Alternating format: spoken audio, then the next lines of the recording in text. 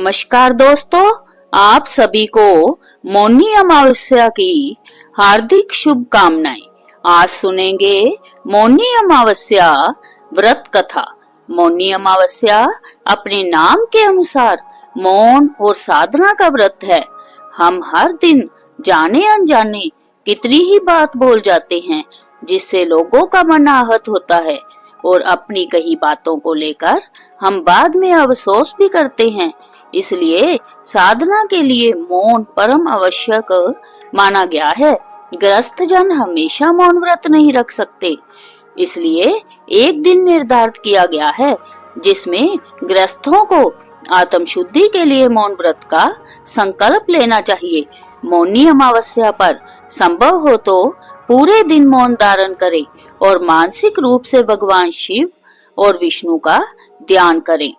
आप चाहे तो स्नान करने से पहले मौन धारण करें, स्नान के बाद ही कुछ बोले और दिन भर कोई भी ऐसी बात ना कहें जिससे किसी का मन आहत हो। मौनी अमावस्या की सबसे बड़ी बात है कि जय माँ कृष्ण चतुर्दशी के अगले दिन आती है। माँ कृष्ण चतुर्दशी को शिव जी का विवाह माता पार्वती से तय हुआ था और अगले दिन मुनियों और देवी देवताओं ने शिव की साधना के लिए उनकी उपासना की थी।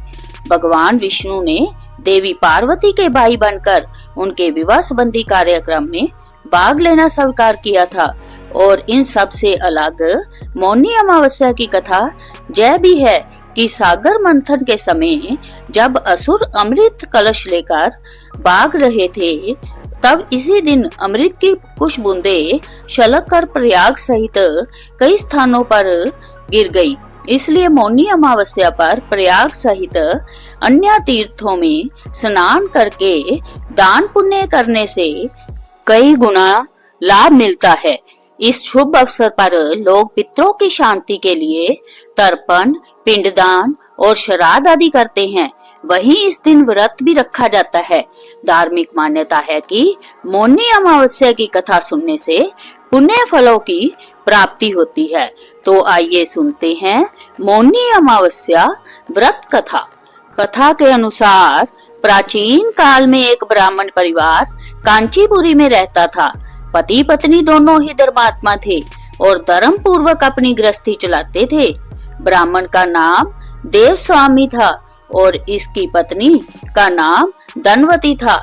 इनके 7 पुत्र और एकमात्र पुत्री थी जिसका नाम गुणवती था। जब गुणवती सियानी हुई तो देवस्वामी से धनवती ने कहा कि पुत्री के विवाह के लिए अब वर देखना चाहिए। ब्राह्मण ने अपने छोटे पुत्र को बहन गुणवती की कुंडली दी और कहा कि ज्योतिषी से इनकी कुंडली दिखवा लाओ जिससे गुणवती के विवाह की बात आगे चले। ज्योतिषी को कन्या की कुंडली दिखाई। उसने बताया कि विवाह होते ही कन्या विधवा हो जाएगी। ज्योतिषी की यह बात सुनकर ब्राह्मण परिवार बहुत दुखी हुआ और इसका उपाय पूछा। ज्योतिषी ने बताया कि हे ब्राह्मण, सिंहल द्वीप में एक पतिव्रता महिला रहती है जिसका नाम सोमा दोबिन है। यदि कन्या की शादी से पहले सोमा आपके घर आकर पूजन करे और अपना आशीर्वाद दे तो यह दोष दूर हो जाएगा। ब्राह्मण ने अपनी पुत्री गुणवती को अपने सबसे छोटे पुत्र के साथ सिंहल द्वीप भेज दिया। दोनों भाई बहन सागर किनारे पहुंचकर उसे पार करने के बारे में विचार करने लगे। जब समुद्र को पार करने का कोई रास्ता नहीं मिला तो दोनों भूखे प्यासे एक पीपल वृक्ष के नीचे आराम करने लगे। पेड़ पर घोंसले में एक गिद्ध का परिवार रहता था। उस समय घोंसले में सिर्फ गिद्ध के बच्चे थे। वे सुबह से भाई बहन की बातों और क्रियाकलापों को देख रहे थे। शाम के समय जब गिद्ध की माता बच्चों के लिए भोजन लेकर घोंसले में आई तो बच्चों ने पेड़ के नीचे लेटे भाई बहन की कहानी माता को बताई। उनकी बातें सुनकर गिद्ध की माता को दोनों भाई बहन पर दया आई और बच्चों के कहने से उसने कहा कि तुम लोग अब चिंता मत करो, मैं इन्हें सागर पार करवा दूंगी। बच्चों ने माता की बातों को सुनकर खुशी खुशी भोजन ग्रहण किया। गिद्ध की माता बच्चों को भोजन करवाकर दोनों भाई बहन के पास आई और बोली कि मैंने आपकी समस्याओं को जान लिया है। आप चिंता मत कीजिए, आपकी समस्या का निदान मैं कर दूंगी और आपको सोमा दोबिन के पास पहुंचा दूंगी। गिद्ध की बातों को सुनकर दोनों बहुत खुश हुए और उन्होंने वन में मौजूद कंदमूल को खाकर रात काट ली। सुबह होते ही गिद्ध ने दोनों भाई बहन को समुद्र पार करवा दिया और सिंहल द्वीप में सोमा दोबिन के घर के पास पहुंचा दिया। गुणवती सोमा दोबिन के घर के पास छुप कर रहने लगी। हर दिन सुबह होने से पहले गुणवती सोमा का घर लीप दिया करती थी।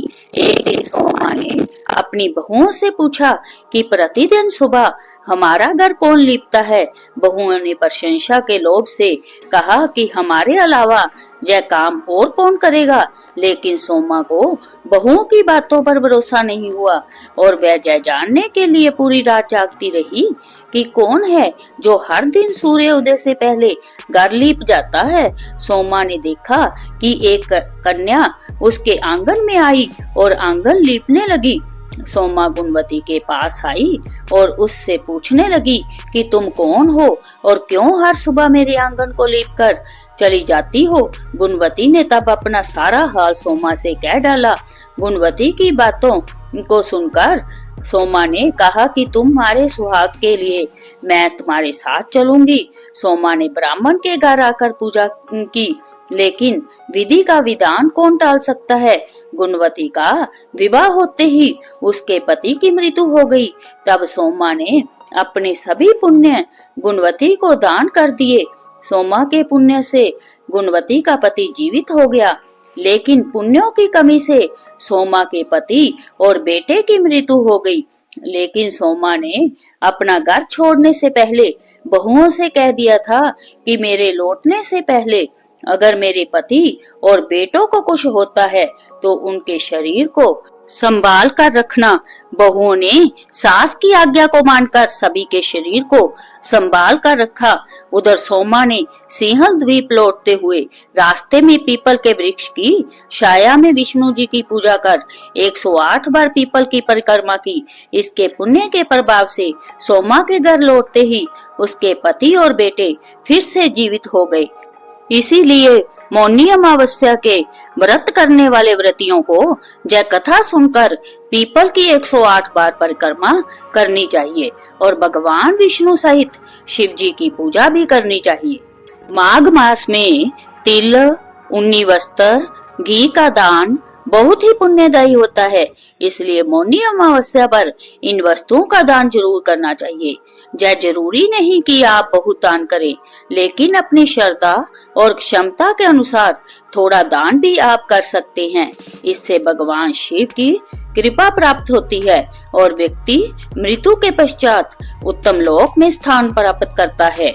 जय थी मौनी अमावस्या की व्रत कथा पसंद आए तो वीडियो को लाइक करें और चैनल को सब्सक्राइब करना ना भूलें।